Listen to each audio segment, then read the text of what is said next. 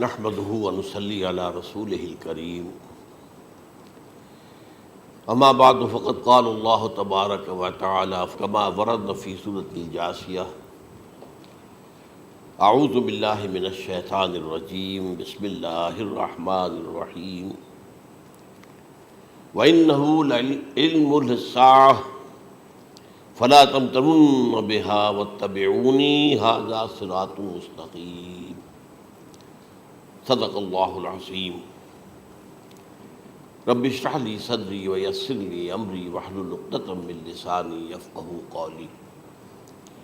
اللہم ربنا الہمنا رشدنا واعذنا من شرور انفسنا اللہم ارنا الحق حقا وارزقنا اتباعہ وارنا الباطل باطلا وارزقنا اجتنابہ آمین یا رب العالمین۔ قادیانیت سے متعلق ایک بحث کا آغاز ہو گیا تھا، کیونکہ ہمارے علم میں یہ آیا تھا کہ قادیانیوں نے خاص طور پر ماڈل ٹاؤن کو اپنا ایک مرکز اور اپنا اڈہ بنانے کا فیصلہ کیا، اور اس کا ہمیں تجربہ بھی حاصل ہو گیا۔ کچھ نوجوان اہل سنت کے نوجوان میرے پاس آئے تھے اور انہوں نے میری توجہ ادھر منصرف کرائی کہ یہاں پر یہ اپنی جمعے کی نماز کے لیے اوپن گراؤنڈ استعمال کر رہے ہیں اور اس میں لگا لیتے ہیں پارٹیشن وغیرہ، اور بڑی یوں سمجھیے کہ بڑی مہم کے ساتھ دونوں طرف کی سڑکیں بند کر کے، اور جو بھی لوگ مسافر ہیں انہیں بھی دعوت دیتے ہیں کہ آئیں یہاں جمعہ پڑھیں، اور بعض لوگ مغالطے میں وہاں جمعہ پڑھ لیتے ہیں۔ تو اس کے حوالے سے انہوں نے کوشش کی کہ کچھ نہ کچھ اس سلسلے میں، کیونکہ انہوں نے مجھے لا کر قانون دکھایا۔ پاکستان میں جو قانون نافذ ہے وہ یہ ہے، چاہے یہ کہ وہ نافذ نہیں ہے بالفعل، لیکن ہے، قانون کی کتاب میں تو موجود ہے کہ قادیانی اپنے کوئی جو بھی ان کے نزدیک بھی ان کے مذہبی شاعر ہیں ان کو مسلمانوں کی شکل میں برملا علی الاعلان ادا نہیں کر سکتے، کیونکہ وہ تو دھوکہ دہی بات ہو گئی کہ لوگ سمجھیں گے یہ مسلمان ہی ہیں۔ اب جب انہیں، آپ کو معلوم ہے کہ ہماری پوری جو مرکزی اسمبلی تھی، نیشنل اسمبلی، اس کے فیصلے کے تحت قرار دیا گیا بالاتفاق کہ قادیانی غیر مسلم ہے، دائرہ اسلام سے خارج ہے۔ یہ تو فیصلہ وہ پارلیمنٹ کا ایک بڑے پیمانے، بعد میں پھر ضیاء الحق صاحب کے زمانے میں یہ تو ہوا تھا، آپ کو معلوم ہے، بھٹو کے زمانے میں۔ تو ضیاء الحق صاحب کے زمانے میں اسی کی گویا کہ فردر سٹیپ کے طور پر یہ بات طے کی گئی اور قانون بنا دیا گیا کہ وہ اپنی مسجد کو مسجد نہیں کہہ سکتے اور مسجد کی صورت پر نہیں بنا سکتے کہ گزرنے والے کو یہ خیال ہو کہ یہ مسجد ہے۔ اسی طرح وہ اگر کوئی اسلامی شاعر کا ارتکاب کریں گے علی الاعلان تو بھی یہ قابل تعزیر ہے، جرم ہے۔ وہ اپنے کئی احاطوں کے اندر، اپنے گھروں کے اندر جو چاہیں کریں، لیکن کھلے میدان میں آ کر جو شاعر اسلامی باہر، ان لوگوں نے سب کچھ اڈاپٹ تو کر رکھا ہے۔ سب سے بڑی بات تو وہ ہے کہ انہوں نے ایک جھوٹے نبی کا اقرار کیا ہے کہ وہ نبی ہے، اس نے ہمارے درمیان فصیل حائل کر دی ہے۔ اب جو اس کو مانتے ہیں ان کے نزدیک ہم کافر ہیں۔ آپ کو معلوم ہے کہ یہ میں بیان کر چکا ہوں کہ حالانکہ قائد اعظم کا کتنا بڑا احسان تھا کہ چودھری ظفر اللہ خان کو انہوں نے فارن منسٹر بنایا پاکستان کا، لیکن جب ان کا انتقال ہوا ہے قائد اعظم کا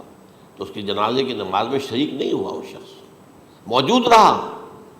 جو دوسرے ممالک کے سفراء آئے ہوئے تھے، ظاہر بات ہے وہ مسلمان تو نہیں تھے، کوئی عیسائی تھے یا کوئی اور تھے، ہندو تھے، بدھ تھے، جو بھی تھے۔ اب چونکہ قائد اعظم کا انتقال تھا ایک مملکت کے صدر کا، تو وہ لوگ سبھی موجود تھے، لیکن ظاہر ہے کہ وہ نماز میں شریک نہیں ہوئے، وہ مسلمان تو نہیں تھے۔ ان کے ساتھ کھڑا رہا یہ شخص۔ اس نے یہ بات، اور جب اس سے پوچھا گیا کہ تم شریک کیوں نہیں ہو تو اس نے کہا دیکھو بھائی، مجھے یا تو مسلمان سلطنت کا کافر وزیر سمجھ لو یا کافر سلطنت کا مسلمان وزیر سمجھ لو۔ میرے نزدیک یہ کافر سلطنت ہے، میں اس کا مسلمان وزیر ہوں کیونکہ میں قادیانی ہوں۔ اب تمہارے نزدیک یہ اسلامی مملکت ہے تو میں کافر ہوں، پھر میں اس کی نماز کیسے پڑھوں؟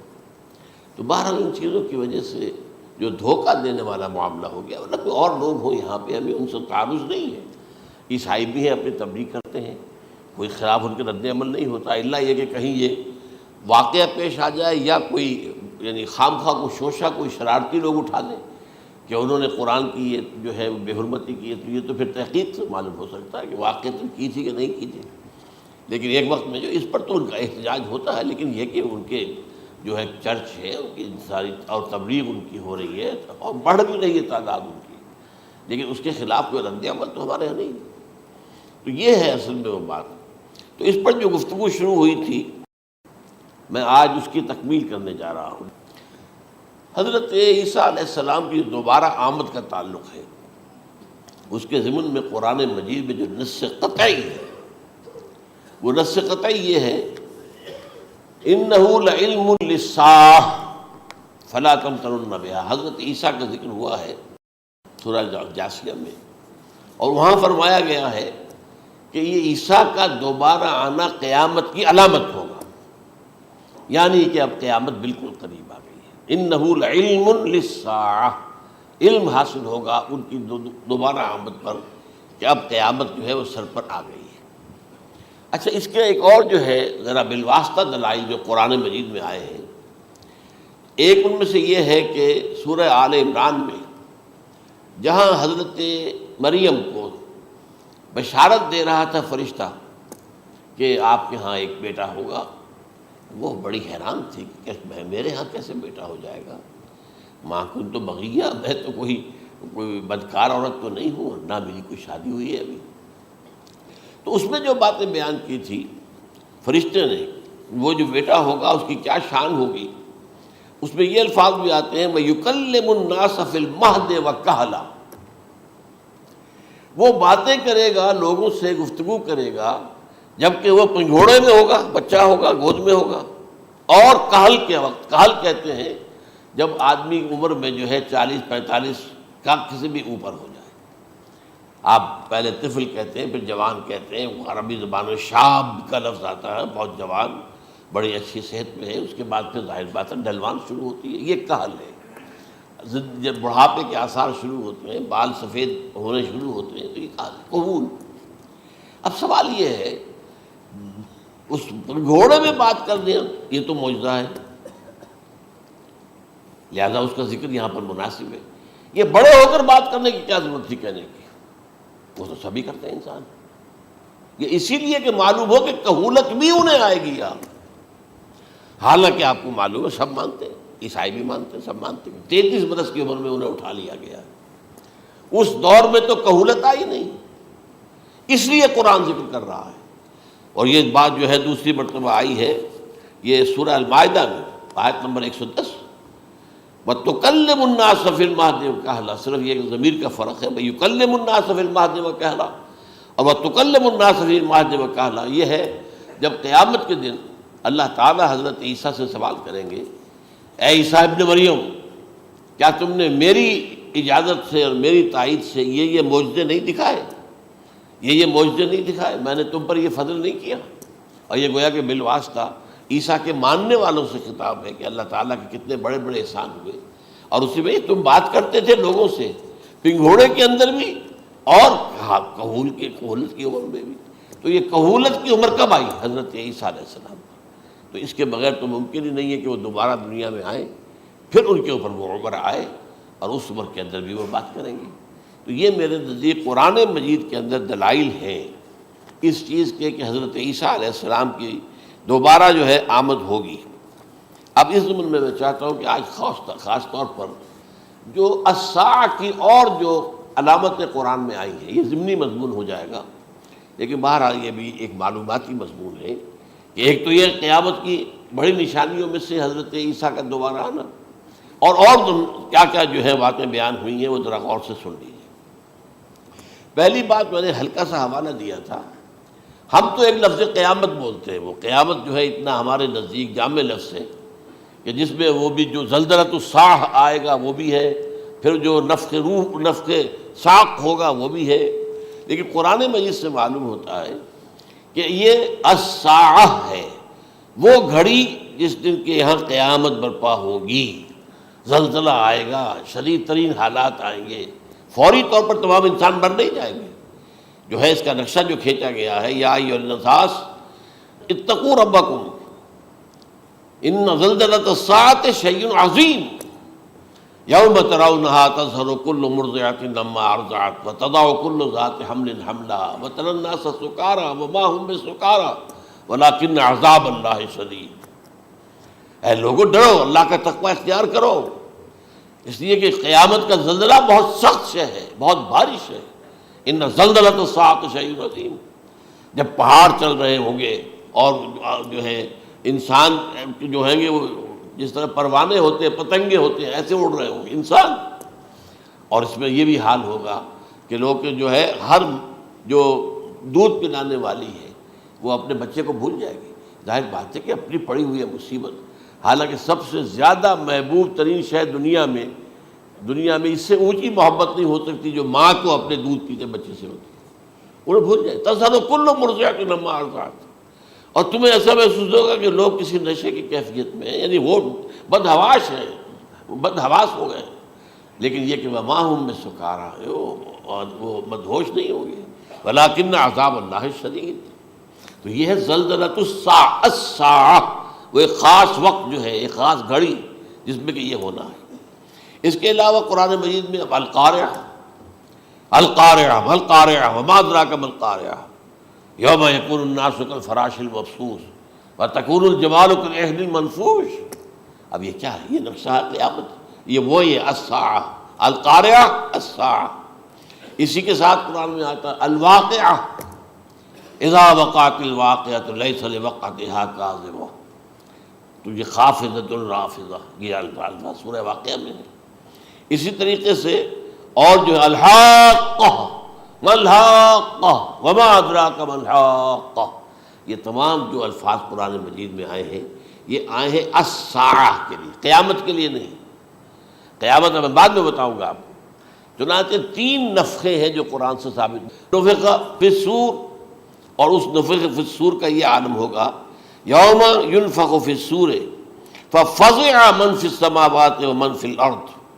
الا من شاء اللہ، جس دن پھونکا جائے گا سور میں،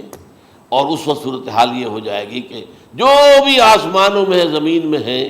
سخت پریشانی اور سخت پشیمانی اور ایک طرح کے مرعوبیت اور خائف ہو کر رہ جائیں گے، الا ان کے کہ جن کو اللہ چاہے، اس کے کوئی ملائکہ مقربین ہوں گے۔ من فی السماوات فی الارض ہے، اس لیے ساتھ ہی یہ کہہ دیا گیا ہے، لیکن یہ باقی پورے لوگوں کے اوپر، پوری مخلوقات کے اوپر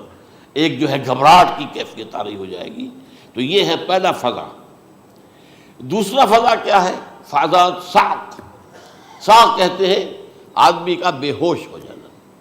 یہ دوسری مرتبہ جب سور پھونکا جائے گا، وَنُفِخَ فِي الصُّورِ فَصَعِقَ مَن فِي السَّمَاوَاتِ وَمَن فِي الْأَرْضِ إِلَّا مَا شَاءَ اللَّهُ، یہ ہے کہ اس کے بعد وہ سب کے اوپر موت طاری ہو جائے گی۔ یہ دوسرے سور پھونکے جانے کے بعد ہے۔ پھر ثُمَّ نُفِخَ فِيهِ أُخْرَى، پھر ایک مرتبہ اور پھونک ماری جائے گی، یہ تیسرا ہو رہا ہے۔ فَإِذَا هُمْ قِيَامٌ يَنظُرُونَ، تو اچانک سب کے سب کھڑے ہوں گے اللہ کی طرف دیکھتے ہوئے۔ اب یہ جو ہے یہ ہے یوم القیامہ، قام یقوم قیامتاً، کھڑا ہونا، کیونکہ اس دن یوم یقوم الناس لرب العالمین، جس دن کے تمام انسان جو ہے کھڑے ہو جائیں گے اپنے رب کے حضور میں، جس کا نقشہ کھینچا گیا ہے اذا دکت الارض دکا دکا وجاء ربک والملک صفا صفا۔ تو یہ سب کے سب انسان بھی جو ہے موجود ہوں گے، فرشتے صفے باندھے ہوئے ہوں گے، اور اللہ تعالیٰ جو ہے اپنے خاص عرش کے ساتھ، یحمل عرشہ ثمانیہ، 8 فرشتے اس عرش کو اٹھائے ہوئے ہوں گے، جبکہ یہ آسمان پھٹے گا اور اس روئے ارضی پر اللہ تعالیٰ کا نزول ہوگا۔ یہ جو ہے ہمارا یوم القیامہ یہاں ہے، یوم القیامہ ہی میں جو فیصلے ہونے یہاں ہونے، قصہ زمین برسر زمین، جو نیکیاں تم نے یہاں کمائی ہیں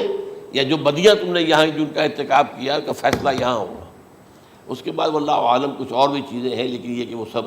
عام طور پر لوگوں کے علم میں نہیں ہے۔ میں نہیں چاہتا کہ خام خواہ کسی نئی بات سے کوئی جو ہے ذہنوں کے اندر کوئی ایک تشکیک پیدا ہو جائے اور شبہات پیدا ہو جائے، لیکن یہ چیزیں جو میں نے آپ سرچ کی از قرآن ثابت ہے، اسی زمین پر اترنا ہے۔ وجاء ربک والملک صفا صفا، یہ سب کے سب آئیں گے، اور ملائکہ، اور اس کے علاوہ جو ہے دوسرے مقامات پر جس کا نقشہ کھینچا گیا ہے سورۃ الحاقہ کے اندر ہے۔ اللہ کا عرش جو ہے 8 فرشتے اٹھائے ہوئے نیچے اتریں گے۔ تو یہ تمام چیزیں قرآن مجید میں مذکور ہیں، اور یوم القیامہ یہی ہوگا، لیکن وہ ہے یوم القیامہ، ہم قیامت کہتے ہیں اس کو، جس کو قرآن کہتا ہے الساعہ، الزلزلہ، الحاقہ، القارعہ، الواقعہ، یہ ہے در حقیقت جو پہلا معاملہ ہے کہ اس کے اندر جو ہے فضا ہو جائے۔ اب دیکھیے جو علامات قیامت احادیث میں آئی ہیں وہ میں آج آپ کو سنا رہا ہوں۔ ان کو دو حصوں میں تقسیم کیا جاتا ہے، علامات صغریٰ، علامات کبریٰ۔ چھوٹی نشانیاں جو درجہ بدرجہ درجہ بدرجہ درجہ بدرجہ حاضر سامنے آئیں گے۔ ایک ہے بالکل قیامت سے متصل قبل بڑے جو خرق عادت واقعات ہوں گے وہ آئیں گے۔ اچھا، پہلی چیز کے سلسلے میں حضرت انس رضی اللہ تعالیٰ عنہ سے یہ مروی ہے اور یہ حدیث متفق علیہ ہے۔ پہلی علامت حضور نے بیان کی قیامت کی علامات میں سے، اب میں لفظ قیامت اسی معنی میں بول رہا ہوں جس میں کہ ہم عام طور پر بولتے ہیں۔ آپ نے فرمایا علم اٹھا لیا جائے گا، جہالت کا دور دورہ ہوگا۔ اب یہ کون سا علم اٹھایا جائے گا؟ سائنس کا علم نہیں، دین کا علم۔ آج تو ساری قدر و قیمت جو ہے جس کے لیے دوڑتے ہیں لوگ لاکھوں روپے کی فیسیں دے کر، ایم بی اے ہو رہے ہیں،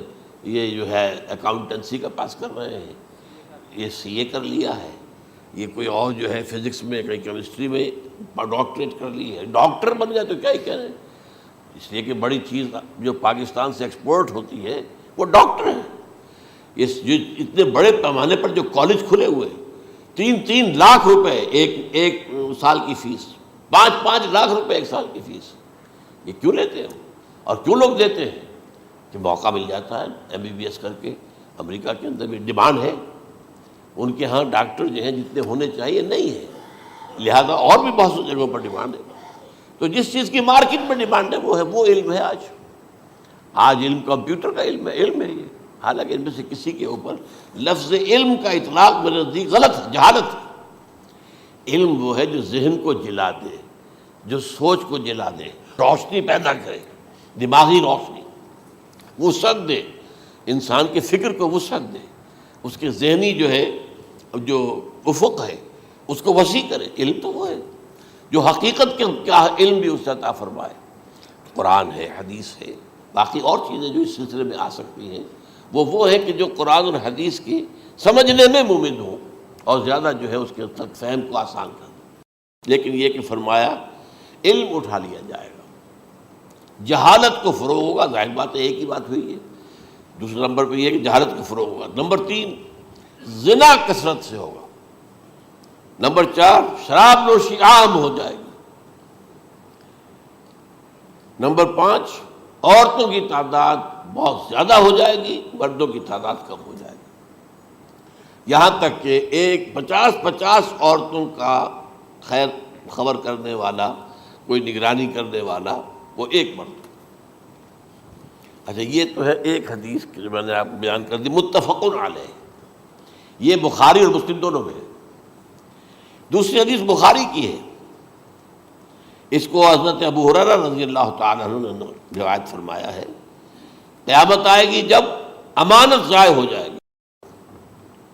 آج ہمارے ہاں امانت کے ضائع ہونے کا جو نقشہ ہے شاید پوری دنیا میں کہیں اور نہیں۔ جس طرح کے غبن یہاں ہوتے ہیں، جس طرح کک بیکس جو ہے وہ لیے جاتے ہیں، اس غریب یعنی قوم غریب ہے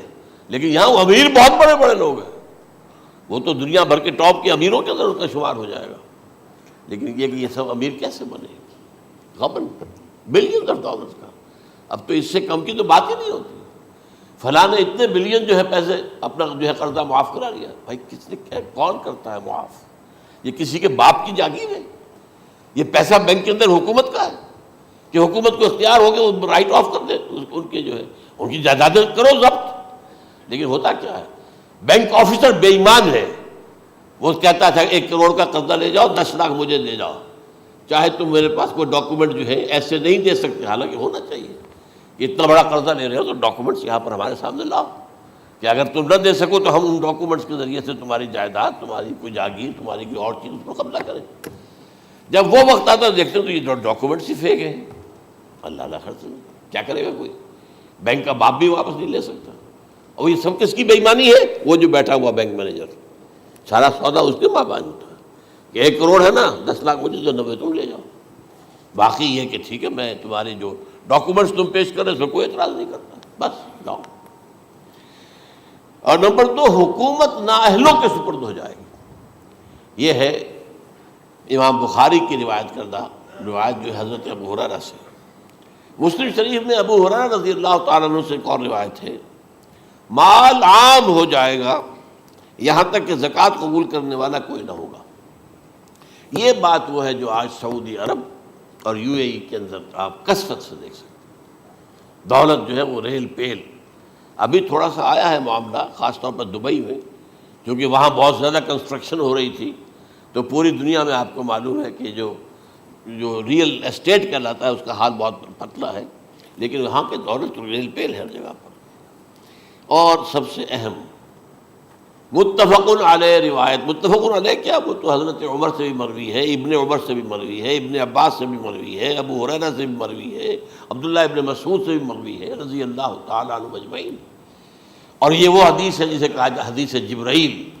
جسے ام السنہ بھی کہا گیا۔ اس میں جو آخری سوال کیا حضرت جبرائیل نے حضور سے، چوتھا، پہلا یہ تھا کہ اسلام کیا ہے مجھے بتائیے، ایمان کیا ہے، اس کی حقیقت کیا ہے یہ مجھے بتائیے، تیسرا احسان کیا ہے یہ بتائیے، چوتھا یہ کہ قیامت کے بارے میں بتائیے کب ہوگی۔ حضور نے فرمایا کہ اس کے بارے میں جس سے سوال کیا جا رہا ہے وہ اس سے زیادہ نہیں جانتا جو کہ سوال کر رہا ہے۔ اب اس کے کئی مفہوم ہو سکتے ہیں کہ بہرحال یا تو حضرت، چونکہ بعد میں معلوم ہوا کہ حضور نے پہچانا نہیں کہ یہ جبرائیل ہے، بلکہ جب سوال جواب ہو کر وہ چلا گیا شخص تو اچانک حضور کے خیال ذرا ردو ہو ہی لیا، ذرا بلانا اس کو دوبارہ لانا۔ اب جو دیکھا کہ وجود ہی نہیں اس کا، آسمان نے اس کو اچک لیا، زمین نے نگل لیا، کیا ہوا ہے؟ پھر آپ نے یہ جبرائیل تھے جو تمہیں تمہارا دین سکھانے آئے تھے جبکہ تم سوال نہیں کر رہے ہو۔ یہ بڑے بیسک کوسچن تھے، اس لیے کہ دنیا کے ہمارا نظام اسلام پر ہے، ایمان پر نہیں ہے، اس لیے کہ ایمان کو ویریفائی کر ہی نہیں سکتے۔ کیسے پتہ ہوگا اس میں ایمان ہے یا نہیں ہے؟ کوئی آلہ نہیں ہے، کوئی الیکٹروکارڈیوگرام ابھی تک ایسا نہیں ہے، کوئی جو ہے اور جو طریقے چل رہے ہیں وہ تو ان کے ذریعے سے یہ تو نہیں معلوم ہو سکتا ایمان ہے کہ نہیں۔ لہذا یہاں کا سارا نظام اسلام پر ہے، شہادت اللہ الہ الا اللہ وان محمد رسول اللہ، پھر ایک نظام بنا دیا، وہ اقام الصلاۃ و ایتاء الزکوٰۃ و صوم رمضان و حج البیت۔ اس میں بھی یہ ہے کہ اگر کوئی نماز کو نہیں مانتا تو کافر ہوگا، لیکن نماز پڑھتا نہیں ہے تو کافر نہیں ہے، فاسق ہے، فاجر ہے، گناہ گار ہے، کمزور مسلمان ہے۔ اس طرح زکوٰۃ کا منکر ہو جائے گا تو وہ کافر ہوگا، لیکن زکوٰۃ دے نہیں رہا ہے تو یہ گویا کہ گناہ گاری ہے، کمزوری ہے۔ تو اس حوالے سے نوٹ کر دیجئے کہ یہاں کا دنیا کا سارا اسلامی نظام اور سارا کانسٹیٹیوشنل اور لیگل سسٹم جو ہے اسلام کا وہ اقرار باللسان پر ہے، ایمان ہے وہ کہ جس کی بنیاد پر وہاں فیصلے ہوں گے۔ یہاں کوئی شخص مسلمانوں کا بڑا لیڈر ہے، بڑا علامہ ہے، بڑی اس کی قدر و منزلت ہے، اس کے ہاتھ چومے جا رہے ہیں، پاؤں چومے جا رہے ہیں، ہو سکتا ہے وہاں کہا جائے دفع ہو جاؤ، تمہارے دل میں ایمان نہیں تھا، تم نے یہ سب کچھ کیا تھا اس لیے کہ کہا جائے کہ بڑے عالم ہو، اور یہ کہا جا چکا، فقط قیل، اب یہاں کچھ نہیں ہے تمہارے پاس۔ پھر فرشتوں کو حکم ہوگا کہ اس کو گھسیٹتے ہوئے جہنم میں ڈال دیں۔ 3 باتیں بیان کی آپ نے، یہی حشر اس کا ہوگا مالدار کا، اللہ پوچھے گا میں نے تمہیں بہت مال دیا، تم نے کیا کیا؟ وہ کچھ گنوانا شروع کرے گا، اللہ فرمائے گا جھوٹ بول رہا ہے، قذبت، تم نے یہ خیرات و صدقات اس لیے کیے تھے کہ تمہاری سخاوت کے ڈنکے بج جائے، تعریفیں کی جائے، وہ کی جا چکی ہے، دنیا میں ڈنکا بج گیا،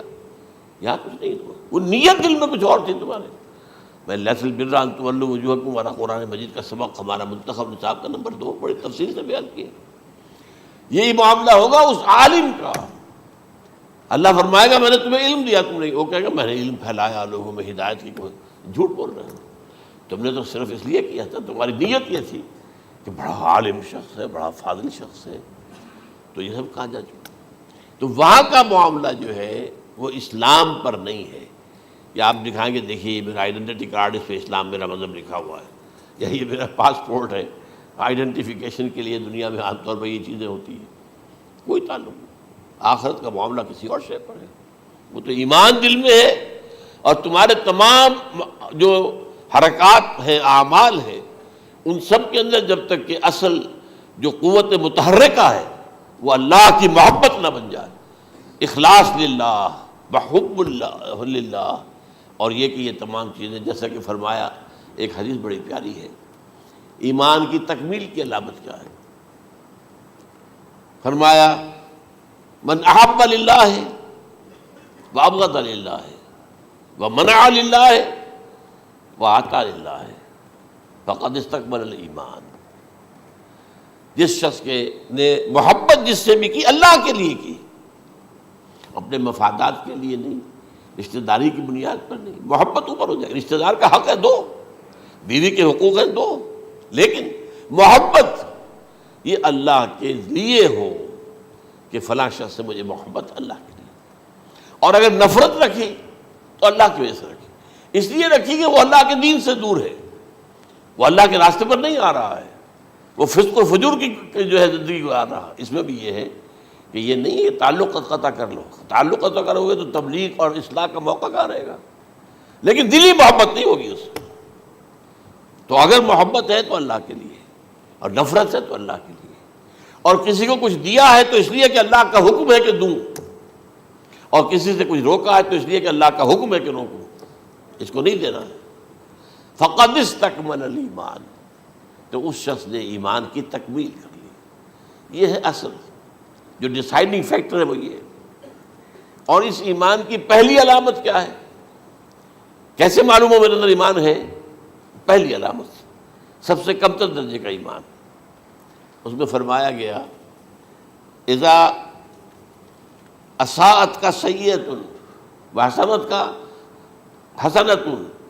فانت مومن. اگر کوئی اچھا کام کر کے خوشی ہو اور کوئی برا کام ہو جائے تو ملامت ہو، یہ کیا کر بیٹھا، یہ میں نے کیا کیا ہے، یہ مجھے نہیں کرنا چاہیے تھا. یہ اگر احساس ہے نیکی اور بدی کا تو تمہارے اندر ایمان ہے. یہ ایمان ہے ادنا درجے کا، اور وہ ایمان من احب للہ وابغض للہ واعطى للہ ومنع للہ فقد استکمل الایمان. اچھا، یہ جو متفق علیہ حدیث ہے جو حضرت جبرائیل کی ہے، اس میں پھر انہوں نے کہا کہ اچھا اگر آپ مجھے یہ کب ہوگی قیامت نہیں بتا سکتے تو اس کی کچھ علامتیں بتائیے. یہ بڑی عظیم تھا، کیونکہ یہ تو تمام احادیث کے اندر میں نے عرض کیا نا کہ سب سے زیادہ صحابہ سے منقول ہے. اور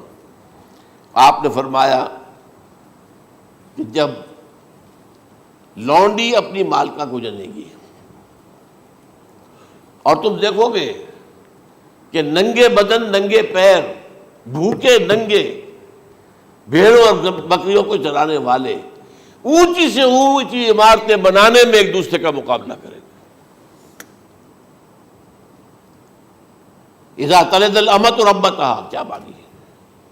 یہ خاص الفاظ کیوں کہے گئے؟ اولاد والدین کے سامنے دب کر رہتی تھی، کبھی سینہ تان کر بات نہیں کرتے تھے. ٹھیک ہے، کوئی بات آپ مان نہیں سکتے، ابا جان یہ بات تو میں نہیں کر سکتا. یا فرض کیجئے کہ وہ آپ کو کسی نیکی سے روک رہے ہیں، کہ دینی کام سے روک رہے ہیں، ابا جان یہ تو میں نہیں کروں گا، یہ تو دین کا فرض ہے. یہ کہیں آپ، اور ڈٹ کر کہیں اور جمیں اس پر، لیکن یہ کہ کوئی سرکشی کا انداز نہ ہو. ایسا نہ ہو کہ اپنے جناب سینے کو تان کر کے کھڑے ہو جائے، میں نہیں کروں گا، یہ نہیں، یہ غلط ہو جائے. اچھا، اولاد میں بیٹی جو ہوتی تھی وہ زیادہ سبارڈینیٹ، سبمسیو، بات ماننے والی، کہیں بھی سر اونچا نہ کرنے والی. اور آخری دور میں کیا ہوگا؟ بیٹیوں سے مائیں ڈریں گی، انہیں ٹوک نہیں سکتی کسی بات پر، پتہ نہیں کیا بک دے گی، کیا بکواس کر دے گی. یہ تو ہمارے ہاں ہو گیا ہے. باہر کیا ہے وہ تو آپ یہ بھی نہیں پوچھ سکتے. آپ کی 13 برس کی لڑکی آئی ہے رات کو 1 بجے، نہیں پوچھ سکتے کہاں رہی ہو، یہ رات کہاں گزاری، پوچھ ہی نہیں سکتے. یہ پوچھنا بھی جرم ہے. اپنے چھوٹے بچے کو آپ نے ایک تھپڑ مار دیا، تہذیب ہے، سکھانا ہے، غلط کام کیا ہے، اس کی سرزنش ہو رہی ہے، فوراً وہ اگر ایک فون کر دے گا پولیس آئے گی، بچے کو لے جائے گی، اسے لا کر کہیں اور جو ہے ڈپازٹ کرے گی، اور آپ پر مقدمہ چلے گا، آپ کو اس کی سزا بھگتنی ہوگی. ظاہر بات ہے کہ پھر وہاں سرکشی کا کیا عالم ہوگا. پھر اولاد کہاں سر جھکائے گی، کس درجے میں جھکائے گی؟ اس کی تربیت عثمانی میں ہوئی نہیں. تو ان تلد الامۃ ربتها، گویا کہ بیٹی کے نزدیک ماں جو ہے وہ ایسی ہو جائے گی جیسے لونڈی گویا کہ لونڈی نے ایک اپنی مالکہ کو جنم دیا ہے، بیٹی مالکہ بن جائے گی اور ماں جو ہے لونڈی بن جائے گی، اور دولت کی ریل پیل کا ابھرتا دکان، یہ جو بھوکے ننگے اور مفلس، کیا حال تھا 100 برس پہلے، انہیں کھانے کو کچھ نہیں ملتا تھا۔ یہ مشرقی ساحل پر تھے، یہ سوائے یہ کہ مچھلیاں پکڑ لی اللہ خیر اللہ وہ کھا لی، یا کہیں ان کو بیچ دیا، کوئی بنڈی لگ گئی، بنڈی لگ جاتی تھی وہاں، اور کیا تھا۔ اور مغربی ساحل پہ کیا ہوتا تھا،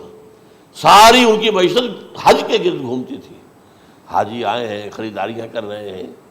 اور آپ کو معلوم ہے پوری دنیا سے مال پہلے بھی پہنچتا تھا وہاں، آپ کو جو ہے ہر ملک کے ہر کونے کا پھل وہاں مل جائے گا آج بھی۔ اور وہاں پر یہ ہے کہ سب سے بڑی بدوؤں کے لیے سب سے بڑی بات کیا تھی، قربانی کا گوشت، اسے وہ سکھاتے تھے، سخت چمڑے کر کے کھاتے تھے، یہ ان کا حل تھا۔ آج جا کر دیکھیے نئے شہر بن رہے ہیں، امریکنز کو کانٹریکٹ دیے جا رہے ہیں، بالکل ماڈرن شہر بنا دو، ایک ایبسلیوٹلی ماڈرن شہر جو ہے وہ جو مشرقی ساحل کے اوپر جو پہلے سے آرام کو سٹی ہے، امریکن سٹی ہو، اس کے اندر کوئی سعودی بھی داخل نہیں ہو سکتا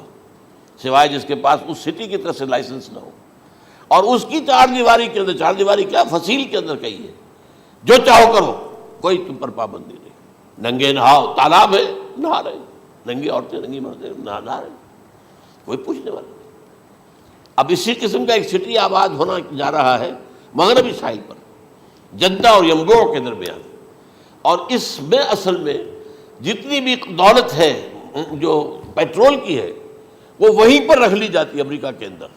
تاکہ امریکہ جو ہے ایسے ایسے پروجیکٹ بنا کر جب تمہیں دے گا تو اس میں سے پیسے لے گا، وہ نہیں ملتی ان کو واپس۔ بہرحال یہ تو ایک میں نے ایک جگہ آپ سے ذکر بھی کیا تھا، دی کنفیشنز آف این اکنامک ہٹ مین، وہ کنفیشنز کی بات جو ہے اگر آپ میں سے کسی کو دلچسپی ہو تو اسے پڑھیں کہ کس طریقے سے 1973 کے آئل امبارگو کے بعد جو شاہ فیصل شہید کے زمانے میں ہوا تھا، پھر جس طریقے سے امریکہ نے ان تمام ممالک کو جکڑ لیا ہے، اس کا پورا جو پروسیس کیا تھا وہ سامنے آتا ہے۔ بہرحال اس کے بعد آتا ہے علامات کبریٰ کا ذکر، بڑی علامتیں جو کہ بالکل خرق عادت کے انداز میں ہوگی، جن کا معاملہ جو ہے وہ آپ کے ناپ تول میں نہیں آ سکتا، آپ کی کیمسٹری فزکس اس کا جو ہے وہ نہیں کر سکتی، ادراک ہوگا یہ قیامت کی۔ ان میں نمبر 1 کیا ہے، ایک بہت بڑا دھواں آئے گا، پوری دنیا کو لپیٹے گا۔ نمبر 2 دجال کا ظہور ہوگا، جو اپنی خدائی کا دعویٰ لے کر آئے گا اور بنوائے گا، اس کے ہاتھ میں ہو جائیں گے، قبضے میں ہو جائیں گے سارے ذرائع پیداوار کے، اس کی طرف بھی پہلا قدم اٹھ چکا ہو، ٹرپس کے نام سے معاہدہ ہو چکا ہے، کوئی ملک اپنا بیج پیدا نہیں کر سکتا، یہ بیج ہم نے ڈیولپ کیے ہیں، ان کے ڈیولپمنٹ سے پہلے تم ایک ایکڑ سے کتنی گندم لیتے تھے، آج کتنی لے رہے ہو، کس بنا پر؟ جینیٹکس کا جو کام ہم نے کیا ہے اس کی بنا پر ہو رہا، ہاں تو ہمارا حق ہے، اس کی رائلٹی ہمارے پاس آنی چاہیے، لہذا صرف ان اداروں سے ملٹی نیشنل سے خریدا جائے گا بیج، اور بیج بھی وہ دیں گے وہ کہ جس سے جو فصل اگے گی وہ بیج نہیں لا سکتی، وہ بیج کا کام نہیں کر سکتی۔ جیسے آپ کو معلوم ہے کہ آپ کے ہاں جو گوشت کھایا جاتا ہے مرغے کا، تو مرغا وہ جو ہے اس میں مرغا ہو یا مرغی ہو، اس کے اندر کوئی وہ کیفیت ہی نہیں ہے، ان کے انڈے جو ہے ان سے آپ بچے حاصل نہیں کر سکتے، ہے تو انڈا، دیکھنے کو تو انڈا ہے لیکن وہ بنڈا جو ہے اس سے بچہ تو نہیں حاصل کر سکتے۔ ایسے ہی وہ گندم کا بیج دیں گے، نظر آئے گی گندم، لیکن اس کے اندر وہ صلاحیت نہیں ہے کہ اس سے جو فصل اگے گی اس کا نتیجہ جو ہے وہ بھی آپ لے سکیں، یہ ہونا ہے، اللہ جانے، قدم اٹھ رہے ہیں ادھر۔ پھر یہ ہے کہ دابۃ الارض، زمین سے ایک حیوان نمودار ہوگا، زمین شق ہوگی۔ ابھی میں کہہ رہا ہوں خرق عادت ہے، یہ چیزیں وہ نہیں ہیں جو ہماری کسی حساب کتاب میں جو باتیں پہلے آئی ہیں وہ تو حساب کتاب میں آ رہی ہیں، ساری سمجھ میں آ رہی ہیں، ساری چیزیں مشاہدہ ان کا ہو رہا ہے، لیکن یہ ہے کہ دابۃ الارض، یہ کہتے ہیں کہ کوہ صفا، اس میں تو نہیں ہے حدیث میں، کوہ صفا پھٹے گا اور اس میں سے ایک حیوان دابہ وہ ظاہر ہوگا، تو اسی لیے فرمایا ہے وَإِذَا وَقَعَ الْقَوْلُ عَلَيْهِمْ أَخْرَجْنَا لَهُمْ دَابَّةً مِّنَ الْأَرْضِ تُكَلِّمُهُمْ، تو ہم اندر سے پیٹ کے چیر کر زمین کے پیٹ کو ایک حیوان کو برآمد کریں گے جو انسانوں سے بات کرے گا، گفتگو کرے گا۔ نمبر 4 طلوع الشمس من المغرب، یہ بھی خرق عادت، سورج تو طلوع ہوتا ہے مشرق سے، غروب ہوتا ہے مغرب میں، لیکن اس وقت معاملہ الٹا ہو جائے، یعنی جو کائنات کے اندر جو گڑبڑ ہوگی کچھ سمجھ میں بات آتی ہے کہ یہ معاملہ جو ہے یہ تو اس پورے سولر سسٹم کو اگر بدل دیتے ہیں تو مشرق مغرب ہو جانا، مغرب مشرق ہو جانا، یہ سمجھ میں آنے والی بات ہے۔ اس کے بعد ہے عیسیٰ ابن مریم کا نزول، جس کے بارے میں آج میں نے گفتگو کی ہے تفصیل سے۔ یہ نزول ہونا ہے، یہ علامات قیامت میں سے حضور نے بیان فرمایا ہے، اور قرآن مجید کی جو اصطلاحات ہیں اس کے حوالے سے میں نص قطعی جو ہے وہ میں آپ کے سامنے رکھ چکا ہوں۔ پھر یاجوج ماجوج کا ایک معاملہ ہے، یہ میں ابھی اس وقت زیادہ اس پر بات نہیں کر سکتا۔ حضرت عیسیٰ علیہ السلام کے نزول کے بعد 2 کام ہوں گے، یہودیوں کا قلع قمع ختم، تمام یہود، ایک کام تو یہ ہونا ہے، اور نمبر 2 عیسائیت کا ختم ہو جانا۔ عیسائیت کی نفی کر دیں گے، بھائی تم مجھے خدا کا بیٹا بنائے بیٹھے ہو، میں تم خدا کا بیٹا نہیں ہوں، میں تو اس کا بندہ ہوں، رسول ہوں، میں نے تم سے کب کہا تھا کہ مجھے خدا کا بیٹا بناؤ۔ نمبر 2 یہ کہ وہ خنزیر کو قتل کر دیں گے، یعنی یہ تم نے خنزیر کب سے کھانا شروع کر دیا، میں تو تم کو نکاح اجازت دے کر گیا تھا، یہ تو شریعت موسوی میں حرام تھا، اور میں کہہ کر گیا تھا کہ یہی شریعت تم پر لاگو رہے گی، ہاؤ کم تم نے کیسے یہ؟ آج بھی بہت سے رومن کیتھولکس جو ہے وہ سور نہیں کھاتے، وہ اس میں ہے ان کے اندر کچھ نہ کچھ بات جو ہے جو حضرت عیسیٰ کی تعلیمات کا کچھ اثر ان کے ہاں ہے۔ میں تو ایک مرتبہ، یہ 1971 کی بات ہے، 4-5 دن کے لیے برسلز میں رکا تھا، اس لیے کہ وہاں مجھے ایک صاحب نے خط لکھا تھا کہ وہاں ایک نوجوان ہے، ابھی اس ایمان لایا ہے، اور اس کے کچھ مسائل ہیں، ہم کوشش کر رہے ہیں ان کے مسائل حل کریں، آپ بھی جا رہے ہیں۔ میں انگلینڈ جا رہا تھا تو واپسی پر آپ ان کے یہاں چند دن ٹھہرے، میں حیران ہوا، ویسے اس نے مجھے اپنے گھر ٹھہرایا نہیں، اس لیے کہ ماں باپ تو اس کے کرسچن تھے، اور پولیس کا چیف آفیسر اس کا باپ تھا، چیف آف پولیس فورس۔ اس نے مجھ سے 1 دن کھانے پہ بلایا، میں سے ہوٹل میں ٹھہرایا مجھے، اس نے کہا آپ اطمینان سے یہاں کھانا کھائیں، اس گھر میں نہ آج تک کوئی شراب کی بوند آئی ہے اور نہ ہی کوئی بوٹی آئی ہے سور کی۔ رومن کیتھولکس، اب اکلوتا بیٹا تھا یہ، عبدالعزیز اس نے بعد میں نام رکھا، وان کینٹر اس کا نام تھا جو کہ اوریجنل تھا، پھر اس نے نام رکھا عبدالعزیز وان کینٹر، پرانا نام بھی بہرحال رکھا۔ نہایت نیک، نہایت خوبصورت، 28 سال کی عمر تھی، اور اس وقت میں نے دیکھا تھا کہ اس کی فقہی معلومات جو ہے میری معلومات سے 10 گنا زیادہ۔ اس کی وجہ کیا ہے؟ وہ گیا تھا موراکو میں ایز اے ٹیچر ملازمت کرنے، پیسہ کمانے، وہاں وہ مسلمانوں سے اس کا ہوا رفع ضبط ہوا، اسلام کی تعلیمات سامنے آئی، اسلام لے آیا، اب اکلوتا بیٹا ہے، اور ماں باپ جو ہے کرسچن کیتھولکس۔ جب وہاں سے واپس آیا تو پھر کہتے ہیں کہ ہمارے درمیان ایک معاہدہ ہے، وی آر لیونگ ٹوگیدر، لیکن یہ معاہدہ ہے ہم مذہب پہ بات نہیں کریں گے، بس باقی جو بھی ہے وہ ساتھ رہ رہے ہیں۔ لیکن میں حیران ہوا، مجھے معلوم نہیں تھا۔ اچھا، اس کے بعد اس نے جب اسلام کا فیصلہ کیا تو اس کے سامنے سوال آیا کون سی فقہ اختیار کروں، تو اس نے بڑی جو ہے تھورو اسٹڈی کی ہے تمام فقہوں کی، کمپیریٹو اسٹڈی، ان کو کرنے کے بعد پھر فائنل فیصلہ اس کا یہ تھا کہ حنبلی فقہ میں اختیار کروں گا۔ 4 فقہوں میں سب سے لیٹسٹ حنبلی ہے، یعنی حنفی نمبر 1، پھر مالکی نمبر 2، پھر اس کے بعد شافعی نمبر 3، پھر یہ امام احمد ابن حنبل ہے۔ اور امام احمد ابن حنبل کے زمانے تک احادیث بہت بڑے پیمانے پر جمع ہو چکی تھی، جبکہ ابھی حضرت امام ابو حنیفہ کے زمانے میں کوئی اتنا زیادہ جو ہے حدیث کا بھی ذخیرہ نہیں بنا تھا۔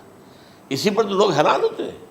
کہ زیادہ حدیث امام ابو حنیفہ کے علم میں نہیں تھی، لیکن مجال ہے کہ ان کا کوئی فتویٰ جو ہے کتاب و حدیث کے، کتاب اور سنت کے خلاف ہو، اگرچہ انہوں نے صاف کہا کہ اگر تم پاؤ کوئی ایسی سچی حدیث، پختہ حدیث جو میری کسی رائے کے خلاف ہو تو میری رائے کو دیوار پر دے مارنا اور اس صحیح حدیث کی پیروی کرنا۔ لیکن ویسے اس کے بعد یہ کمال یہ ہے کہ بہت ہی کوئی شاذ معاملہ ہے کہ جس میں ان کا کوئی فتویٰ وہ کتاب و سنت کے منافی ہو یا سنت کے منافی ہو۔ کتاب پہ تو سوال پیدا نہیں ہوتا، کتاب تو ساری ان کے سامنے موجود تھی۔ اس کے بعد یہ ہے کہ یاجوج ماجوج، جس میں بتا رہا تھا آپ کو کہ جب عیسائیت بھی ختم ہو گئی، یہود ویسے ختم ہو گئے، استیصال ہو گیا، جڑ کٹ گئی، اب عیسائیت گویا کہ اسلام میں ضم ہو گئی، عیسائیت مذہب ختم، یہودی خود ختم، اب یہ طاقت کتنی ہو جائے گی؟ تقریباً 2/3 دنیا آ گئی، تمام اب عیسائی 2 ارب کے قریب ہیں، 1 ارب 90 کروڑ ہوں گے، یا مسلمان بھی 1 کروڑ 50-60 لاکھ ہیں، دونوں کو جوڑ لیجیے کتنے ہو گئے؟ 6 ارب کل آبادی ہے۔ لیکن اس کے بعد آتا ہے یاجوج ماجوج کا خروج۔